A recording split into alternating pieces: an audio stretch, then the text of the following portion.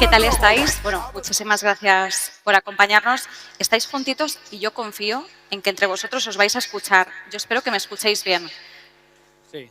Sí. Es verdad que hay reverberación, pero... Es que la reverberación, hay mucho eco, ¿eh? Bueno, vamos a abordar una primera pregunta más genérica. ¿El sistema educativo actual sigue preparando para el mercado laboral o estamos ante dos mundos que avanzan cada vez más separados? Gonzalo, ya que te tengo aquí más cerquita, empiezo contigo. Bueno, yo creo que la educación trata de proveer un servicio extraordinario para facilitar a la gente, pues digamos, capacidades para poder alcanzar la independencia, la libertad. Y tenemos en contra o enfrente unos gobiernos que intentan liquidar ese sistema educativo con sus regulaciones, impidiendo la innovación, impidiendo la prueba y el error y tratando de proteger lo pasado frente a la innovación disruptiva del futuro. Están impidiendo un futuro próspero frente a sistemas que nada tienen que ver con la sociedad actual. Andy, ¿cuál es tu diagnóstico?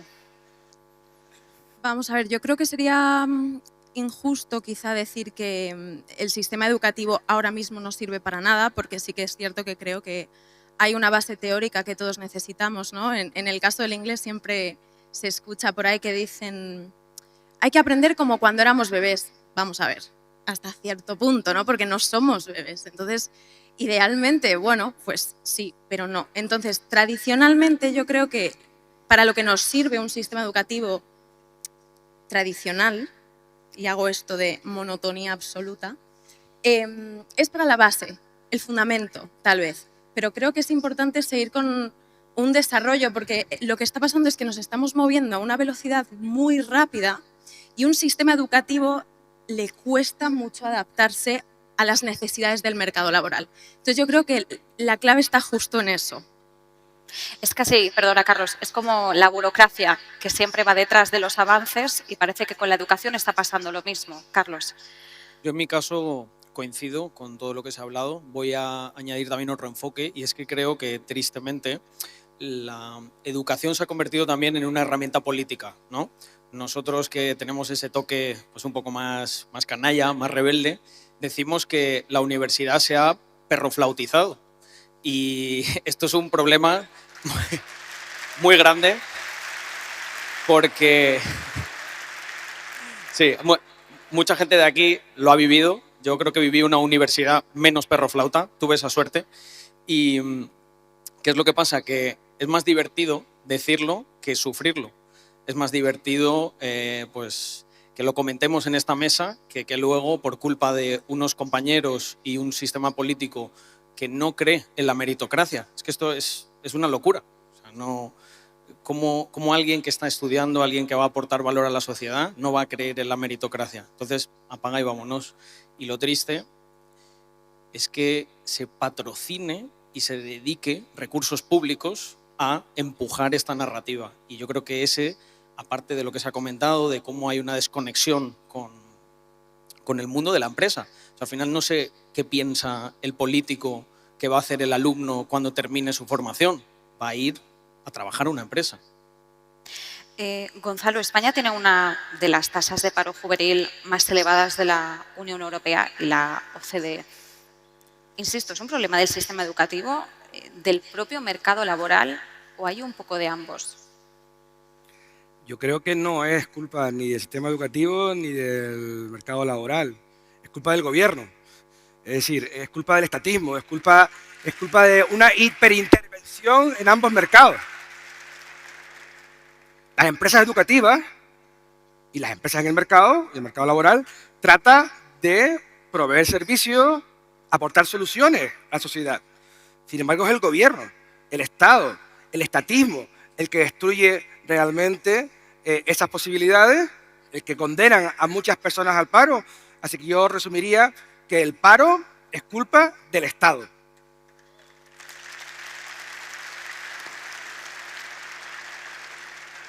Carlos, la universidad y los centros formativos en general, ¿tú crees que reaccionan lo suficientemente rápido a los cambios que hay en el entorno laboral? No, no. Y esto obviamente no es porque lo diga yo. Es tan sencillo como ver la integración que tiene el alumno en el mercado laboral. O sea, hay un dato que hace unas semanas repasaba, ¿no? Yo tenía la intuición de que en general hemos perdido poder adquisitivo en estos últimos 20 años, eso no es ningún secreto, pero yo estaba buscando información en el contexto de las personas cualificadas y me llevé una triste sorpresa, y es que ha perdido mucho más poder adquisitivo una persona con un grado universitario en los últimos 20 años que una persona que trabaja en un trabajo común y corriente, ¿no? Que además un oficio, cosa pues perfectamente digna, y que de hecho creo que estamos llevando a la gente estamos incentivando a que no se formen, porque claro, si te vas a... Es que fíjate esto, Marta, estamos contando que esas personas además pierden 4 años de su vida. Si esos 4 años de su vida hubiesen estado trabajando en un trabajo común y corriente, esto tiene un impacto monumental en su desarrollo económico como persona, además en los mejores años que tiene. Entonces, ¿cómo se resuelve esto? Pues yo creo que volviendo a los orígenes. O sea, tiene que haber una conexión entre el mundo de la empresa y el mundo de la educación total y sin ningún tipo de miramientos. Pero ¿qué es lo que pasa? Que tenemos una especie de nueva casta, ¿no? Académica, que es lo que son las universidades públicas, ¿no? Al final son como políticos. Ellos van a seguir cobrando el mismo dinero, tanto si sus alumnos consiguen trabajo como si no. ¿Cómo se come esto? Si las personas que nosotros formamos no encuentran un trabajo, ¿qué es lo que ocurre el año que viene? Dejo de facturar. Entonces, hay que plantearse a dónde va el dinero del contribuyente, además, porque es vuestro dinero, ¿eh? O sea, no, esto no sale de la nada. Y efectivamente, además, ha habido como una promesa, ¿no? De si te formas vas a tener un trabajo y vas a poder trabajar de lo que te gusta, pero la realidad es que son 4 años que no deberían verse como una pérdida, sino como una inversión para conseguir objetivos. Pero ha habido una promesa rota que ha afectado a 1, 2 y seguirá afectando a varias generaciones. Esto es algo que además es medible, es muy cuantitativo. Andy, en un proceso de selección, en estos momentos, hoy en día, ¿qué pesa más? ¿Los títulos o las habilidades reales? Porque ahora se habla mucho de las soft skills también, ¿no? Las hard y las soft. A ver, desgraciadamente o no, los títulos siguen siendo necesarios porque al final es un filtro y esa es la realidad absoluta. Son un filtro porque son lo que permiten el acceso a dichas entrevistas, ¿no? Por ejemplo, o incluso para acceder a ciertos cursos universitarios. ¿Qué pasa? Hay una desconexión absoluta en la educación española, y aquí abro melonazo, porque si nos enfrentamos al resto de países en la Unión Europea, ¿cuál es el gran diferencial, ¿no? Entre una persona que estudia una carrera de arquitectura en Dinamarca versus una persona que lo hace aquí? Y el problema está muy ligado a lo que estaba diciendo Carlos. Al final hay una desconexión absoluta entre la educación y la empresa. Y esto es lo que tenemos que achacar como sea. Que la gente se forme no para tener un título, sino para ser adaptables en un mundo que está cambiando por segundos. O sea, por segundos, porque estamos en guerra, porque de repente hoy es hoy, mañana es mañana. Entonces, es muy importante que la gente sea consciente de dónde se mete también, porque si a ti te están prometiendo unas prácticas laborales, asegúrate que sean con una empresa que realmente te va a llevar a una practicidad dentro del empleo que tú quieres, dentro del futuro que tú buscas, porque es que si no estás tirando tu dinero. Adelante. Y además también tenemos que hablar de un problema estructural de productividad, Gonzalo. ¿Hasta qué punto el sistema educativo está contribuyendo o no a resolver ese problema? La productividad no se crece o no se incrementa porque un ministerio declare una nueva ley educativa. ¿O alguien cree aquí que se puede incrementar la productividad en el BOE? Eso es imposible. La realidad es que la productividad es una mezcla de capital humano, instituciones abiertas y capacidad para innovar, para poder probar. Ustedes saben cuáles son, bueno, si nombramos, por ejemplo, a 3 instituciones educativas de máximo nivel a nivel mundial, por ejemplo, MIT, Stanford o Minerva, el proyecto Minerva, ¿saben qué tienen en común? Que tienen autonomía para poder innovar, para poder probar, para poder sacar nuevos productos al mercado. Eso es algo que en España no existe, porque tenemos un sistema educativo hiperregulado, no solamente en la educación superior, universitaria, sino incluso todos los anteriores. Y ese es el problema. En España se está matando la posibilidad de innovar y eso es lo que mata, por culpa del gobierno y regulaciones, la capacidad de incrementar la productividad de nuestro país.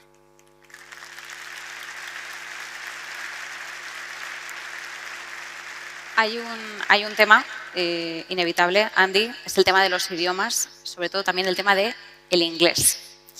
Una competencia que a día de hoy nos parece básica, pero que no lo es tanto. Luego te manejas en el mundo laboral y ves que no existe ese nivel. ¿No saber inglés sigue siendo hoy una barrera para acceder al mercado laboral? Yo diría que sí. Obviamente todos tenemos nuestros sesgos, ¿no? Pero definitivamente el aprender otro idioma, concretamente el inglés, te abre puertas al mercado laboral, pero también te abre la mente. Y yo creo que es súper importante tener la capacidad, pues, de salir de tu burbuja y pringarte un poco de lo que es el mundo. Una vez sales de España, te das cuenta de que España es mucha España y las raíces tiran. Pero sí que es cierto que al final el inglés es súper importante ahora mismo. Y de hecho es una base que se filtra también en los currículums. Entonces la gente simplemente quiere el inglés para tener el título, pero ahí está de nuevo el problema. Si tú no eres capaz de comunicarte con el inglés, entonces tu título me da igual, ¿no? Pero seguimos en España con esta cosa que al final la educación lo ha llevado siempre por la gramática, la teoría, y es que pasa en todos los ámbitos, no solamente en los idiomas. Necesitamos practicidad, necesitamos poder implementar esto a un sistema laboral y si no tenemos un gobierno que apoya pues, el emprendimiento, que va a generar trabajo y que va a abrir 1000 puertas. Y además es eso, llevarlo a la práctica. Un idioma o lo trabajas, escuchas y hablas, o Claro. bueno, puedes escribirlo y leerlo, pero Claro, el día a día... problema es que muchas personas se han enfocado siempre en aprobar exámenes y es normal. Porque en España no hemos utilizado mucho el inglés. Ahora sí. Ahora tenemos empresas en España que están globalizadas. Entonces el inglés es una puerta. Es una puerta que te abre 1000 mundos. Carlos, con toda esta conversación que estamos teniendo, ¿tiene sentido seguir estructurando la educación en torno a una carrera universitaria cuando las profesiones están cambiando tan pocos años? Mira, voy a empezar por una crítica que se hace muchas veces y que creo que tiene una parte legítima, ¿no? Muchas veces yo lo que escucho es, sí, claro, quitemos la educación y qué tipo de abogados y de médicos iba a haber, ¿no? Creo que, por ejemplo, lo que ocurre ahí es que hay un sistema que funciona bien, que es cuando se hacen colegiados, ¿no? Los colegios profesionales certifican que lo que tú has estudiado, lo has estudiado de verdad y cumples con una serie de criterios. Y funcionan como un órgano independiente de la otra institución. Pero ya está. O sea, yo estoy a favor de que a lo mejor haya ese tipo de control para ciertas carreras, pero hay otras. De hecho, nosotros hemos vivido esto desde la perspectiva más de empresa que de la parte de educación y ha sido con los programadores. Nosotros en su momento, RAX, se inicia como un proyecto que es una consultora tecnológica y lo que vemos es que la mayoría de los desarrolladores que tenemos no tienen una formación clásica de haber estudiado la carrera de informática 4 años, ¿no? Surgen todo lo que son, bueno, hubo un gran auge del concepto de los bootcamps. Los bootcamps es, oye, te metemos aquí durante 6 meses, te vamos a dar una caña monumental, pero es que en 6 meses has cambiado tu vida. Entonces, ¿cuál es el sentido de hacerle perder el tiempo vital a personas durante 4 años para obtener un resultado que pueden tener en 6, ¿no? No tiene sentido. Yo también entiendo que la etapa universitaria tiene otras cosas, ¿no? De, oye, pues convives con gente, sales por primera vez de casa, etcétera. Pero lo que no se puede convertir es en el chorreo de dinero público que esto supone. Porque claro, aquí nos hacemos la cuenta de la vieja. No, es que la universidad es gratis. Gratis no es. Y eso lo va a notar todas las personas que se han graduado con los impuestos que va a pagar hasta que se jubilen.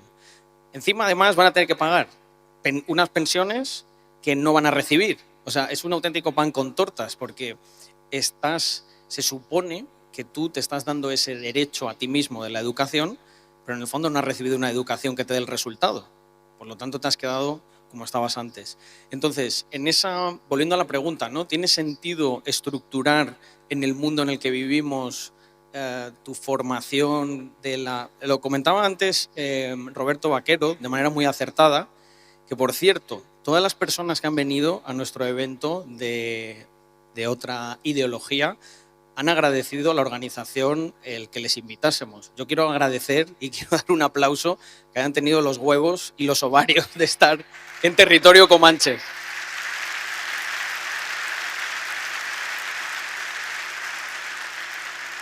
Porque fíjate, creo que esto además dice mucho de la situación y del contexto de la educación, y es ese sectarismo que hay, es intentar resolver los problemas del siglo XXI con metodologías del siglo pasado. Pues obviamente, para sorpresa de nadie, ¿qué ocurre? Que no funciona. Y no entiendo por qué muchas veces existe ese apego a, bueno, pero es que siempre fue así. Es que mi padre estudió 4 años. ¿Y qué problema hay en que tú estudies 1 y obtengas un mejor resultado? Es que igual el problema por el que no se puede comprar una casa una persona a día de hoy es porque pierde 4 de los mejores años de su vida en algo que no le genera ningún resultado. Igual es eso, ¿no? Entonces... Y la gran pregunta, Gonzalo, empiezo contigo. ¿Qué estamos formando? ¿Estamos formando buenos estudiantes? ¿Estamos formando buenos profesionales? ¿Ambas o ninguna? La función de las universidades no es formar estudiantes, no es crear estudiantes, es generar personas con capacidad de pensar y de resolver problemas. ¿A quién contratarían a ustedes? ¿A alguien que tenga muchas matrículas de honor? ¿O a alguien que realmente haya resuelto durante los últimos años 10 grandes problemas? El problema principal es que, lamentablemente, el sistema sería conocimiento, comprensión, capacidad de criticar, capacidad de tener espíritu crítico, capacidad de comprender lo que estás haciendo y, por último, acción. ¿Qué significa eso? Fomentar la emprendeduría, fomentar el emprendimiento. Eso es algo que en la actualidad en muchos lugares no está. ¿Por qué?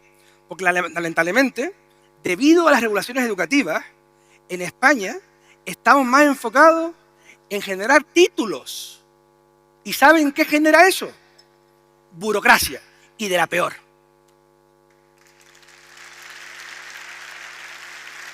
A mí, Marta, si me permites, me encantaría hilar esto con la pregunta que me has hecho antes de si títulos o habilidades, y efectivamente son habilidades, pero desgraciadamente los títulos siguen siendo la puerta a.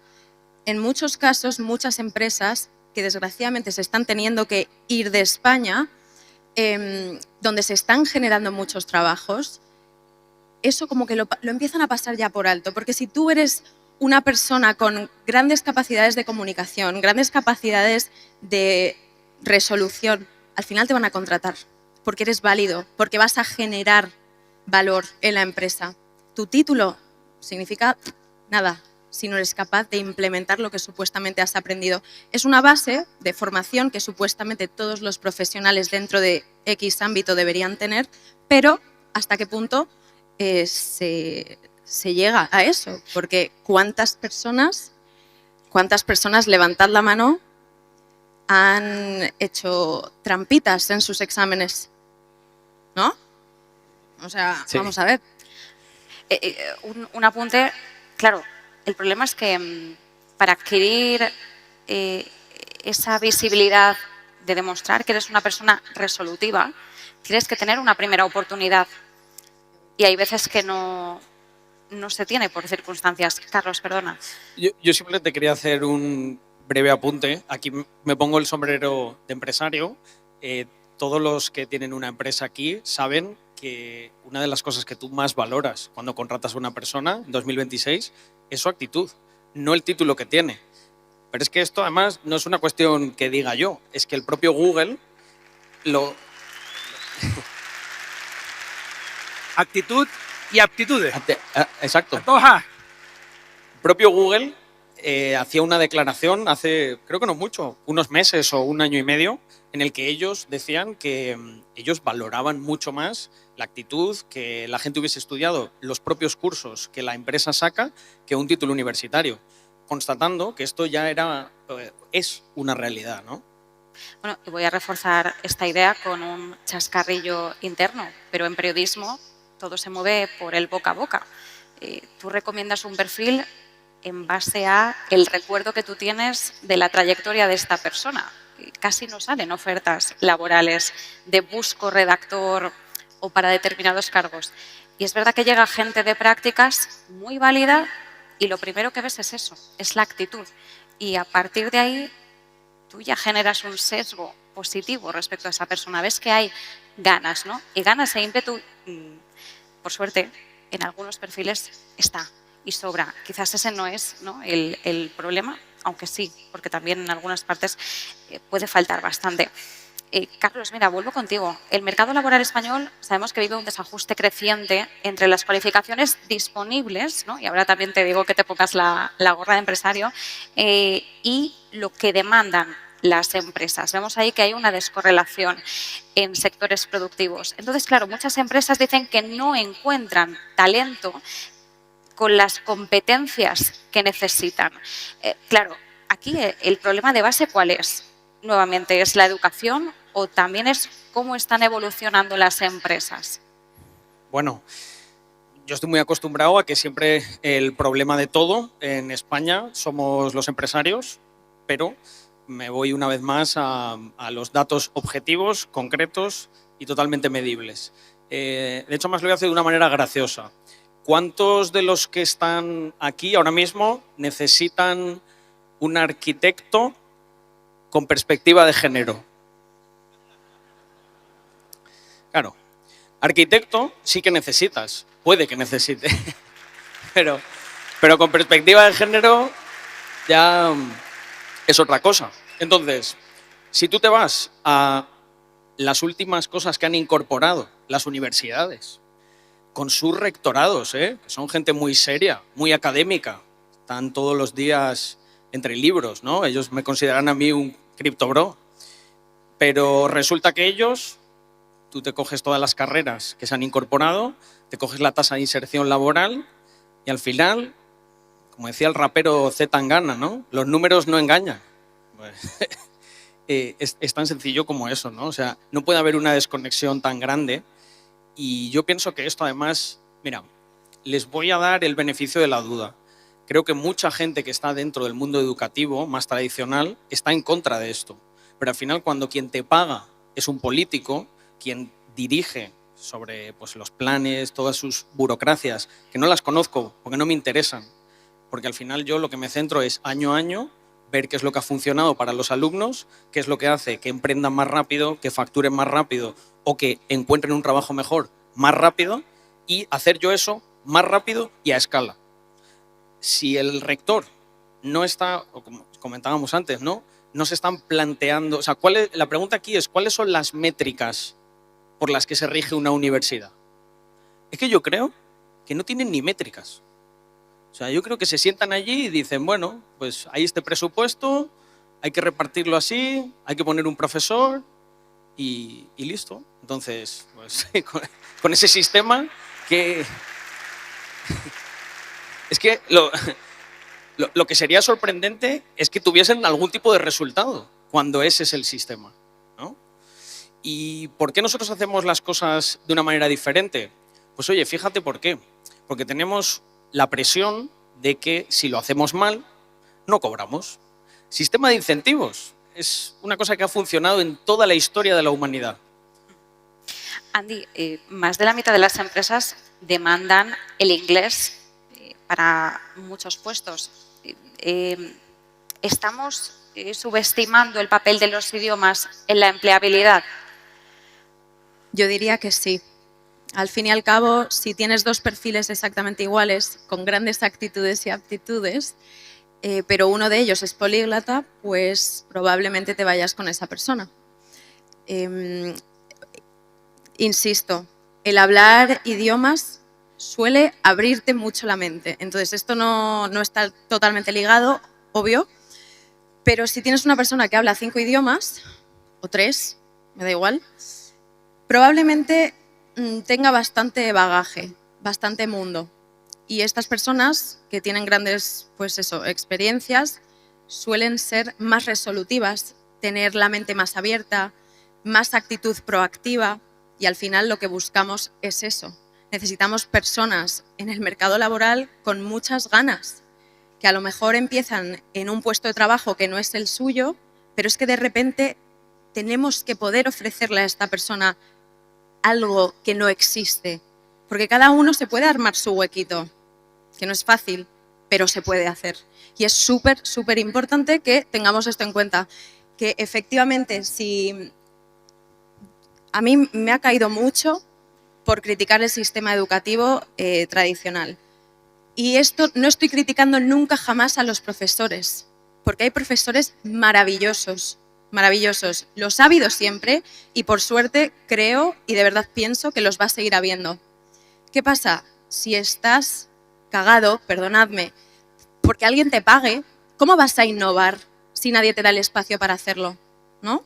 Entonces, sí, yo considero absolutamente que estamos infravalorando lo que es pues el poder hablar idiomas. Bueno,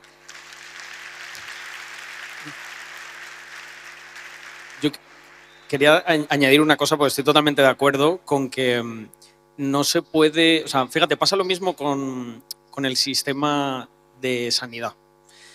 Tú tienes un médico que lo hace bien, pero no va a cobrar más por hacerlo bien. Entonces, esto es matemático. Si tú no tienes un incentivo a hacerlo bien, ¿qué es lo que va a ocurrir? En el mejor de los casos lo harás de manera mediocre y en el peor de los casos lo acabarás haciendo mal porque vas a cobrar lo mismo, lo hagas bien, regular o mal. Principio de conservación de la energía, voy a vaguear lo que pueda porque voy a cobrar lo mismo. Y esto es lo que ocurre con esos buenos profesores, con esos buenos médicos, con grandes profesionales que hay en todos los sectores, incluso los públicos. No tienen incentivo, pues no progresan.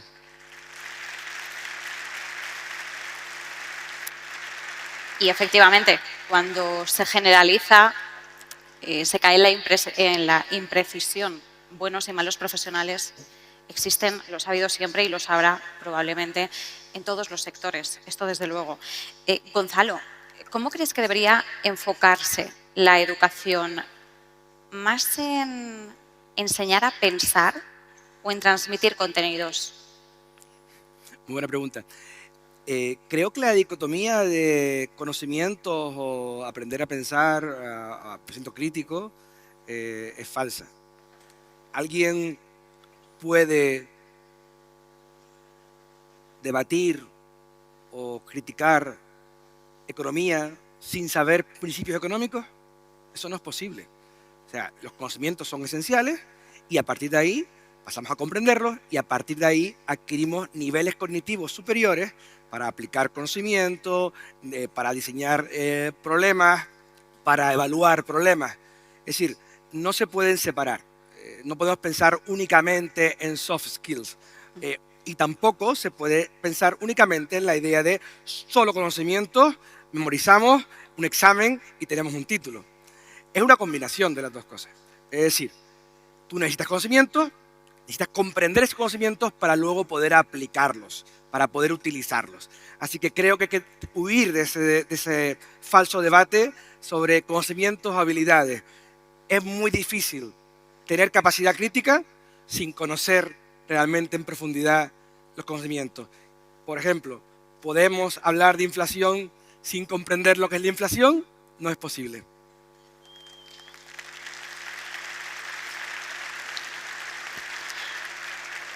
Andy, me gustaría que hiciéramos un diagnóstico, porque en España llevamos décadas aprendiendo, se lleva décadas enseñando inglés, pero el nivel sigue siendo relativamente bajo cuando lo comparamos con otros países. ¿Dónde está fallando el modelo? El fallo está en el miedo al cambio, porque el sistema educativo no cambia. Y sabemos lo que tenemos que hacer porque tenemos otros países referentes que están muy cerquita. Sin embargo, pues nos sigue costando, no sé, igual nos quieren mantener aquí encerrados, yo no lo sé. La verdad, como que esto me hierve mucho la sangre porque en Conquer Languages hago muchísimo hincapié en que me da igual que fallen. Los alumnos, es que da igual si tú fallas, la comunicación es lo principal cuando hablas con una persona. Entonces, si hay dos personas que se quieren comunicar, incluso si ni siquiera hablan el mismo idioma, van a conseguir entenderse.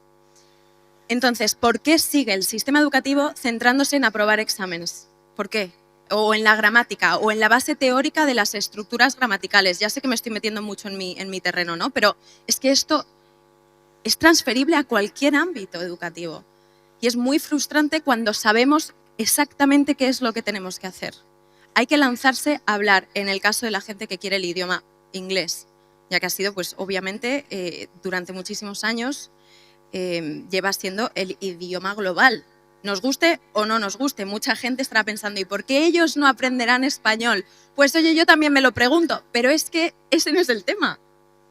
El inglés, tú te vas a cualquier aeropuerto del mundo y quieras o no, tengas a la persona que tengas enfrente, vas a intentar hablarle en inglés, porque es lo primero que hace tu cabeza, ¿no? Tira por ahí.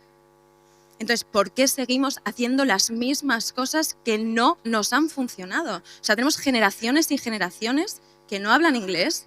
O sea, tú te vas a Alemania y hay abuelitas de 89 años que hablan inglés perfecto. ¿Por qué aquí no? Pues hay que enfocarse en el speaking, el empaparnos de lo que es el idioma, la practicidad de las cosas, que, de nuevo, insisto, es extrapolable a cualquier ámbito de nuestras vidas.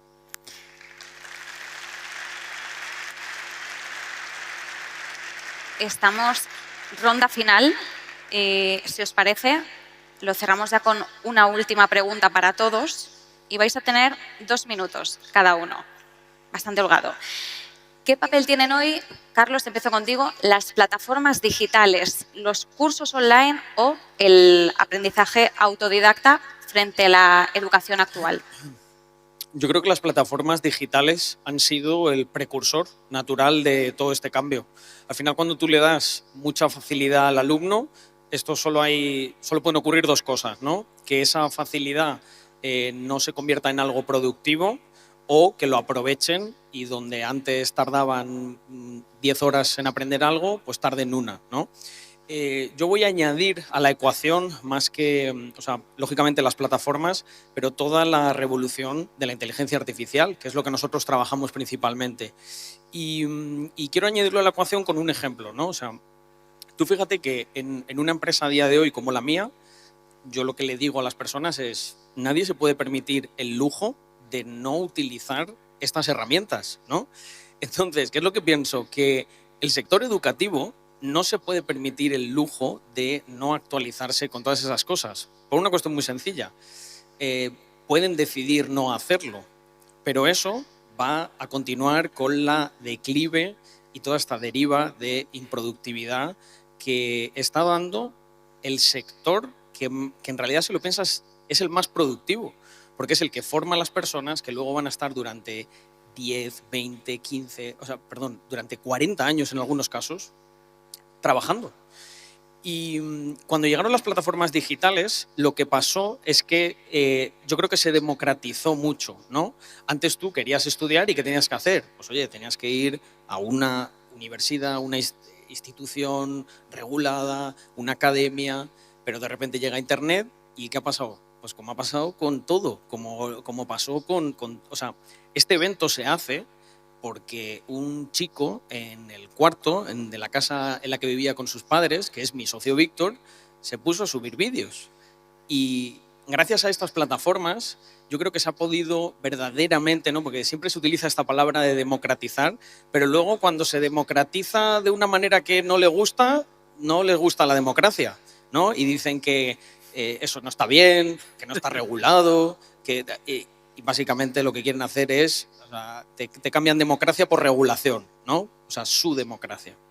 Y ahí las plataformas creo que han sido totalmente clave porque nos han permitido a muchos decir, oye, yo también, ¿no? A título personal, yo recuerdo cuando inicio en las redes sociales que yo básicamente me conectaba por la plataforma de Twitch y me ponía a hablar y la gente me decía, macho, cuentas cosas de empresa por las que yo pagaría, ¿no? Al principio lo tomé como un comentario así, oye, pues qué bien, ¿no? Qué bien me sienta que apreciéis lo que hago. Pero luego me di cuenta de que esto era una demanda que tenía el mercado y que nosotros teníamos que suplir. Y efectivamente, o sea, la verdad no lo había pensado, pero estoy muy agradecido a todas estas plataformas, a Internet y al final del día yo creo que también todos los que están aquí reunidos saben que si no fuera por estas plataformas, probablemente muchos de los que estamos aquí no tendríamos voz, no podríamos educarnos y vete tú a saber, ¿no? lo que nos ocurriría si siguiésemos los canales tradicionales que están totalmente corrompidos.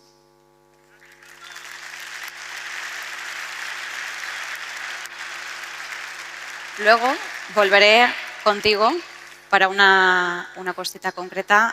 Gonzalo, nada, minutito y medio también para cerrar. ¿Cómo ves ese papel de las plataformas digitales, formaciones autodidactas? El Internet, por supuesto, ha democratizado el conocimiento. De hecho, con la IA se ha convertido en un commodity. Antiguamente, para poder aprender, teníamos que desplazarnos. Bueno, realmente estaba, digamos, al acceso de muy pocas personas. Teníamos que desplazarnos al lugar donde estaba el conocimiento. Es decir, las universidades. Donde habían profesores que habían estudiado durante muchos años mucho conocimiento y libros. Hoy en día, el conocimiento está al acceso de todos gracias a la Internet. La cuestión es cómo queremos aprender. ¿Aprender solos? ¿O aprender en una comunidad de personas donde se puede co-crear, se puede debatir y florece realmente nuevo conocimiento? En la Universidad de las Hespérides tenemos la suerte de haber juntado estudiantes de todo el mundo, curiosos, con una capacidad y con una ganas de aprender increíble, con profesores excepcionales. Por otro lado, necesitamos espacios en libertad. La universidad tiene que ser un lugar sin dogmas, un lugar sin wokismo, un lugar donde se pueda pensar y debatir libremente. Es más, me atrevería a decir que las Hespérides es una no wokismo zone. Es un lugar de donde eres libre de aprender a ser libre. Y quiero cerrar con un mensaje. Vivimos en un mundo maravilloso, lleno de posibilidades, con un futuro que no está escrito todavía. Tratemos que el gobierno, el Estado, no destruya nuestro futuro con sus regulaciones y sus intervenciones.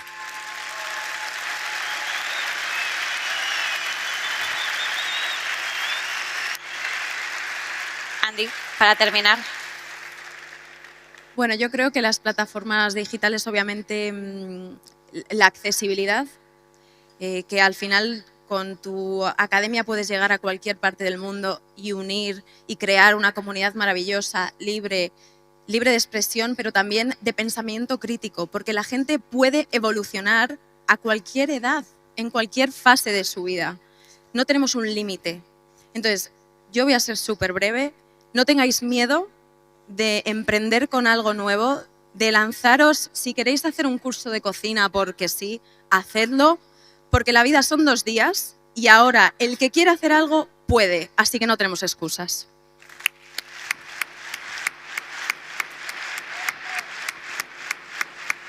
Y Carlos, ya para terminar, yo sé que desde RAX tenéis alguna novedad, cuéntanos.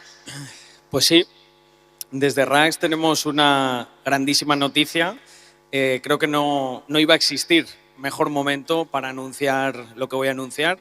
Y creo que muchas veces, ¿no? Hay en los refraneros hay grandes verdades, grandes frases. Aquella que dice que si no puedes con el enemigo, tendrás que unirte a él. Y RACS se convierte en universidad gracias al Estado de Florida, que nos ha concedido la licencia de universidad. Y a partir de ahora...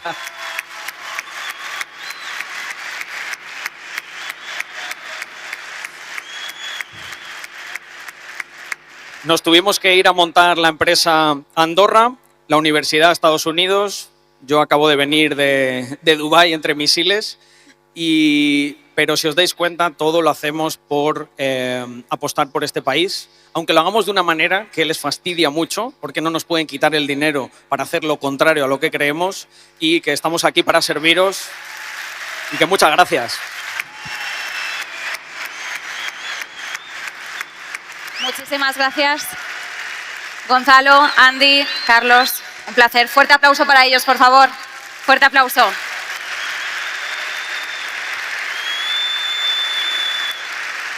Gracias, chicos. Un placer. Muchas gracias.